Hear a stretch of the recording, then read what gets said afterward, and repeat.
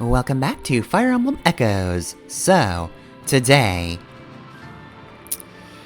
Well, looking at the map, there's 3 more places for Alm to go, so what if we just tackled that now? Heavens! What is that infernal noise? I don't think I sound that bad, Claire. Earthquake! Everyone, take cover! Oh no, dragon! Alright, so, fight at the Dragon's Maw. So, if you come this far on the map, you're just gonna get ambushed by Necro Dragons, which, at this point in the game, shouldn't be lethal, but, sure to take you by surprise. Still unpleasant. It's okay for grinding. Not, like, amazing. Necro Dragons, again, aren't as scary anymore. You should be better off, taking them on. But it's probably more interesting than just going to a dungeon.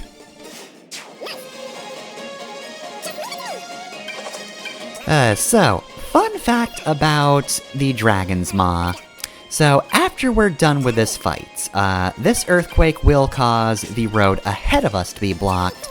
However, after this battle, you can return to the previous village. However, if you move around the map, the dragons will respawn. So, there will always just be a dragon on this map until further notice. However, in original Gaiden, both the path forwards and backwards disappeared if you came this far. So until you got to a certain point as Celica, Alm was just stuck fighting zombie dragons. So, the choice is yours. I feel like it's more interesting if Alm goes into this area and then is just kind of trapped for a bit. The Deliverance just has to spend days fighting zombie dragons nonstop. In terms of actual gameplay, that's kind of annoying though. So I can see why, if you're playing original Gaiden for some reason, you might want to just, like, not move forward. Just stay in town until Celica does her thing. God damn it, Delphia. This is just reminding me of, I think it's the second season of 24, where a character just spends a good chunk of the season being harassed by mountain lions. That is just Alm's role in the story at this point, be harassed by mountain lions, except replace mountain lions with dragons. Like, they had the actress on contract, but they literally could not think of a thing to do with her, so it's alright, mountain lions. But yeah, overall, it probably was the better idea to make it so that, in this version, you can just walk out if you want to. They still prevent you from moving on, which is, like, the main point of this blockade. But also, if you aren't reading the walkthrough or don't know that this is going to happen ahead of time, you're not just doomed to do a fight anytime Celica moves. Can you imagine if you're trying to do, like, as much of one route before doing the other? Oh god, if you cover Alm's route first, oh, that would just be miserable.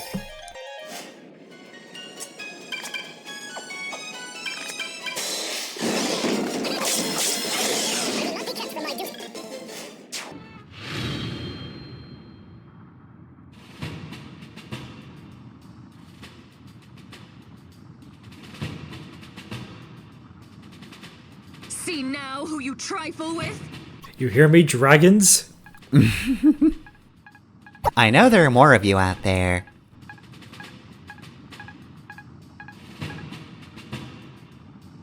Alright, and that's that. So let's just, save Alm being stuck in the Dragon's Maw. And now there's just a big ol' X on the map. Can't go this way. So yeah, just wanted to show off that you can go back if you want to, but I'm going to pretend that the Deliverance are fighting for their lives now. Oh no, how unfortunate. So anyway, let's do the real battle of this episode, now that Alm is stuck.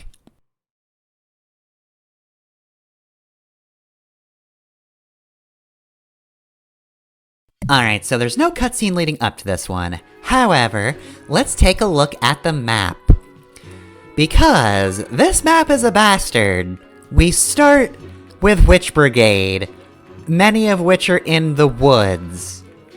And then we have this over here. We've got Fiends, which are new armor-type enemies that are pretty strong.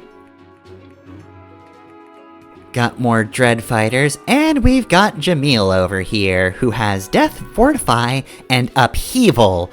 Earth magic that deals damage to all opponents. Range any. Now, that doesn't mean he can attack the entire map. The green space there is his actual range, so it's not just an infinite range on his end. But that's still a lot of range. And yeah, that's just an ability he uses to just say, fuck you, everybody in my range takes damage now. Explosion! Now! Now! Alright, so yeah, this is, I'm going to say, probably the first truly difficult chapter or map in the game. We've had some kinda difficult ones in Act 3 and a bit of Act 4. This is where the game just says, alright, good luck. I'm going to try to beat your face in now.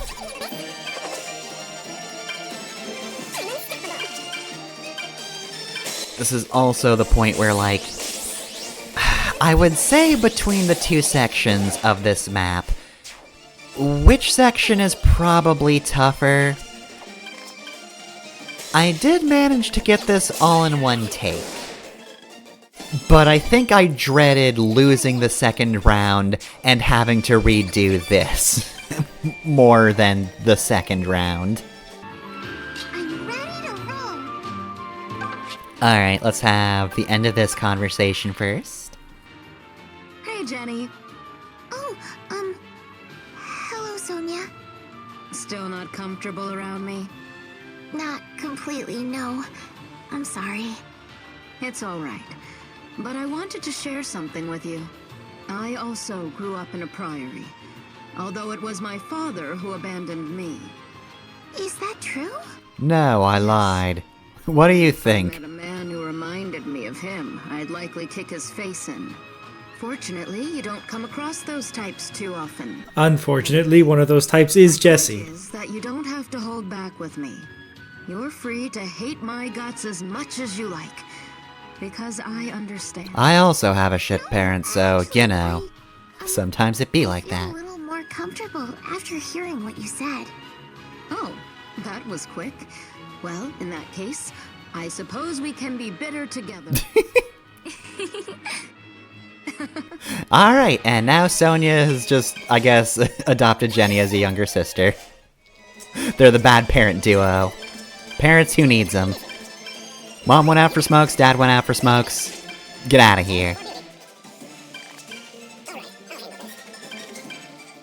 Alright, so here's the unfortunate part where we just have to deal with witches for a bit.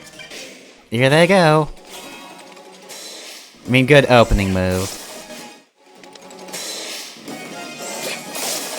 Also good move, god. So yeah, this is why I dreaded doing this, because I kind of just made it out due to sheer luck. Oh.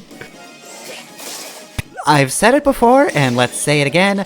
Paula is not an average Pegasus Knight. She does not take magic hits well at all. And it really is not helping that most of these witches are in the woods. Oh god, that hit rate is terrible. Leon. That one, however, is not. Prepare to die. Leon, what happened? You're supposed to be good at things. I mean, archers in general in this game have been having a hard time, because Tobin's hit rate isn't great either. Well, I guess in this game, the further away you are, the lower your hit rate goes, right? There is also, of course, the support factor as well. Leon is now next to Valbar, so his hit rate's gonna be better. Probably, I don't know support bonuses off the top of my head. Never have, never will. Who gives a shit about the stats in support bonuses? Could you imagine if there was a Fire Emblem game that reduced the supports to just being stats? That'd be terrible, and I think everyone would hate it. Yeah, that'd just be the worst. It wouldn't suck if that was one of the first 2 Fire Emblem games I ever played. Dang. R.I.P. And after the game that actually did them well. Who would have thunk? But yeah, no, like... all I need to know is, I am by the person that this character likes, therefore, stats get better. Hit gets better, damage goes up. It was at least a little more doable in the Game Boy Advance games where, like, theoretically speaking, support bonuses are tied to elements, so if you know the element, then you just say, okay, that character is like ice or fire or whatever, so they get these bonuses.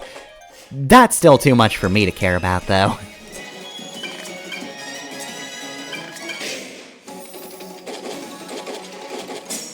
Alright, so, Witch is dead, that's good. Bad news, there is somebody summoning gargoyles, which means I do kinda need to either just sit here turtling for a bit, or we could get started with actually storming the fortress. I will say, this fortress does, you know, it looks like it sucks to be in, but it's very effective. Storming this place is a pain, so gotta kill this initial volley as soon as possible. You can't turtle too much, because otherwise more gargoyles will be there. You've only got a couple of turns till more get summoned. Thankfully, there is a surprisingly good amount of defense in this team that used to just be a party of squishy mages.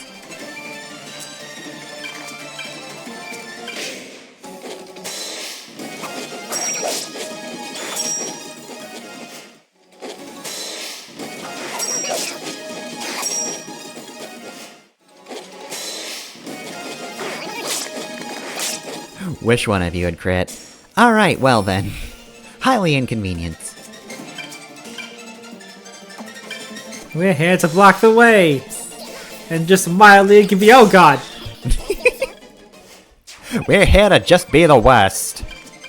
Oh, you actually want to play this chapter? Too bad. There'll be more of us next turn.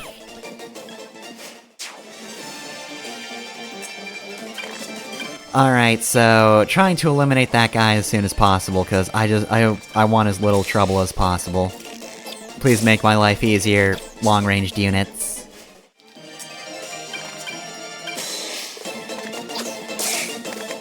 This was a really good pickup, by the way. Saurian is a very good weapon, thank you DLC. I'm glad I could, pay money in order to have that weapon. Imagine you're just hanging out in a room in a fortress and somebody starts throwing lances through the walls. What? Why is there an arrow in my arm? Oh god, why is there a lance in my chest? There's just minuscule holes in the wall. Are we fighting Dio? Is this the world? No, it's just some guy with a mask throwing a spear. Got it from the DLC. Fucking pay-to-win bullshit. He's vibrating the lance at the exact right frequency to pass through the walls. I read a Flash comic once. I don't know a lot, but I do know science. I think. Nobody has proven this to be impossible, so I'm just going to go through with it. Look, no one's proven it to be impossible, and it makes the Flash even cooler as a character, so we're going to keep pretending that it's real.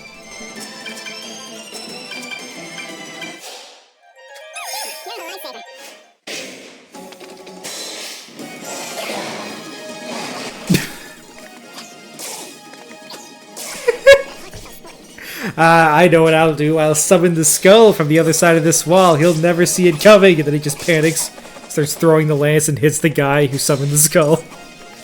Ah! Alright. Oh boy, more gargoyles. So many gargoyles. Oh, and here we go. So, yeah, he even gets to activate, or, like, start the animation on my turn. So, he's gonna use Upheaval at the end, or at the start of this next turn, so here's the part where I deliberated a whole lot. This is gonna be some of the most deliberation in the entire playthrough so far. as I finally actually changed the vantage point of the map to figure out, can I not get absolutely slaughtered by Upheaval? I would like to not have my team just completely wiped of all use by this move. Unfortunately, everybody else is just in the worst spot. The enemies are making it harder for me to kill the enemies. This is some bullshit.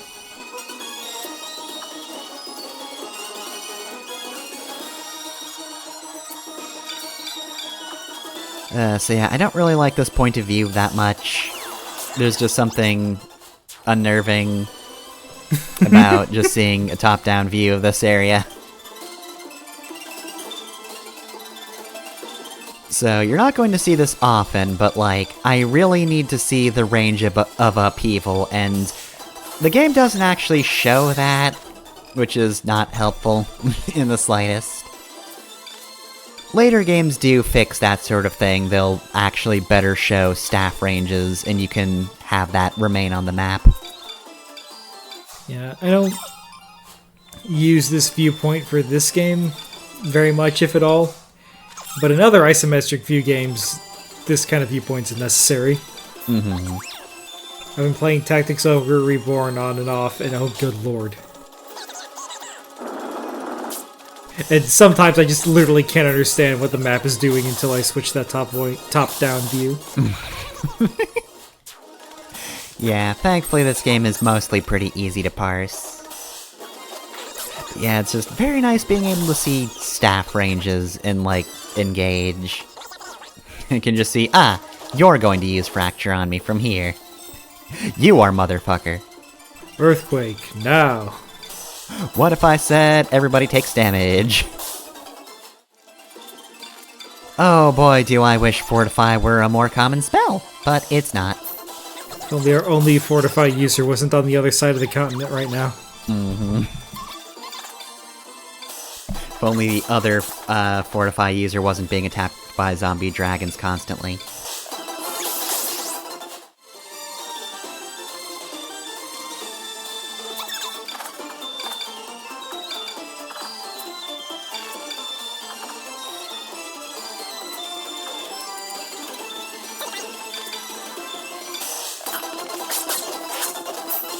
That is the least useful crit, Kamui.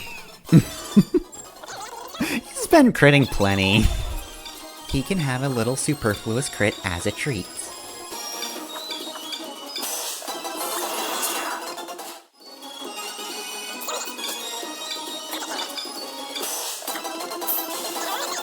See, that's a useful crit, Kamui. That's less savory. You're undercutting my point.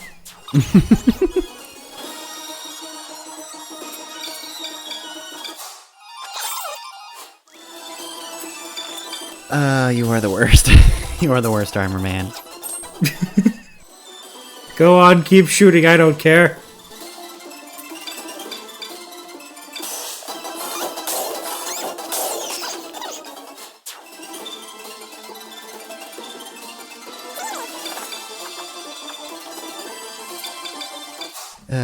Yeah, it is... it is such a shame that, there is no... Fortify user just at all other than Tatiana. She's the only one. Some spells are just extremely rare. Like, weirdly enough, Rescue. Like, basically no one has Rescue. You persist in your ignorance of Duma's teachings at your own peril.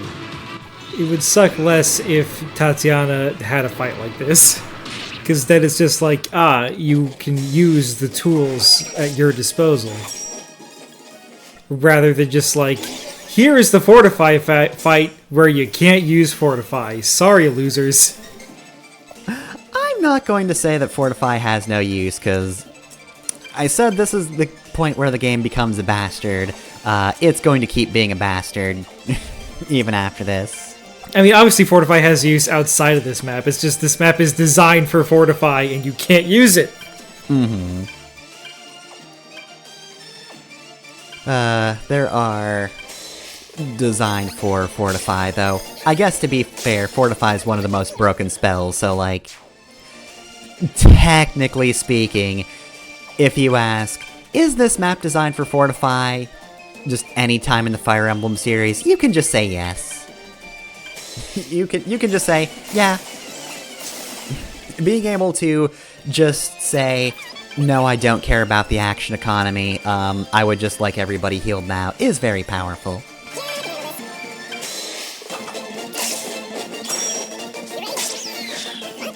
Also, in terms of rare spells, one that more characters have than Fortify, Rescue is one that more than a single person has.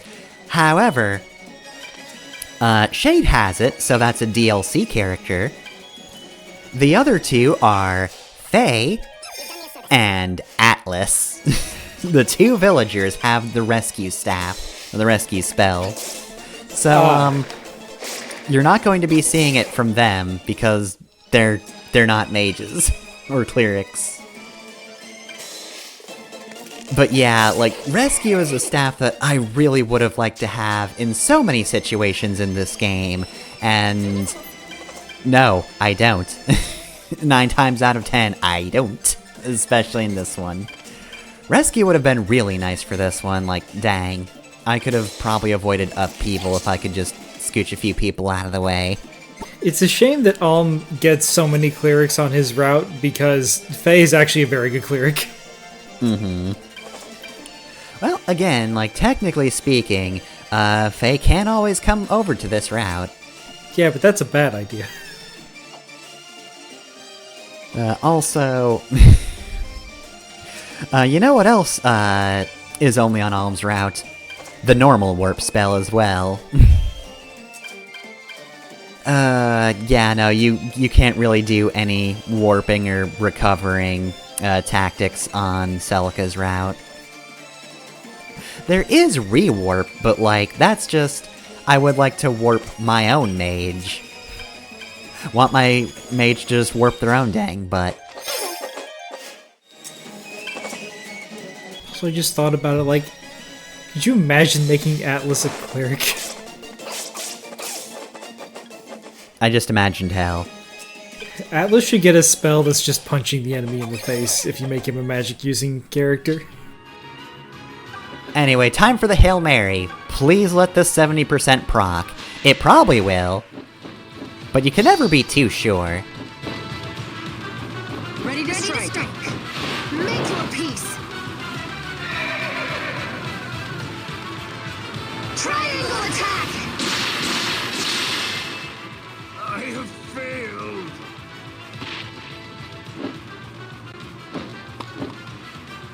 Duma's blessings be upon us.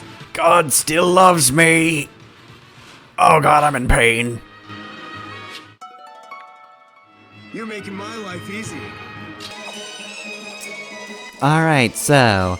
Boss is dead. Now we just have to survive one more volley of that dread fighter over there.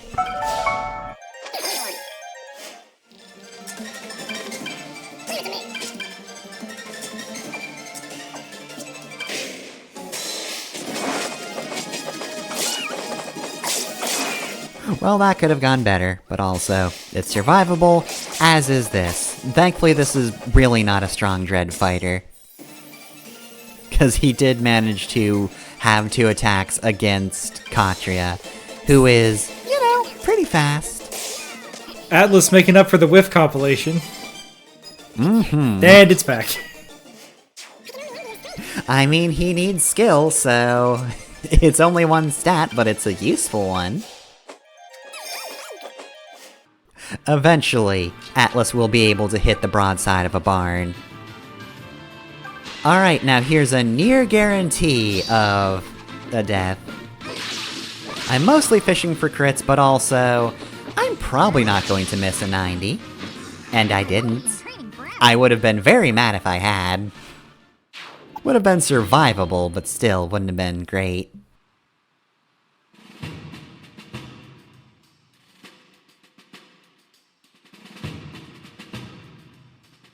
Jesus Christ, Celica. Victories are easy. Alright, well then, that was a harrowing battle. I think the non-com version of that is like 48 minutes. I narrowed it down to only 25, in part because I triple speeded it at one point. Anyway, that's it for this episode of Echoes. Next time, back to Celica, because Alm's trapped in the dragon pit.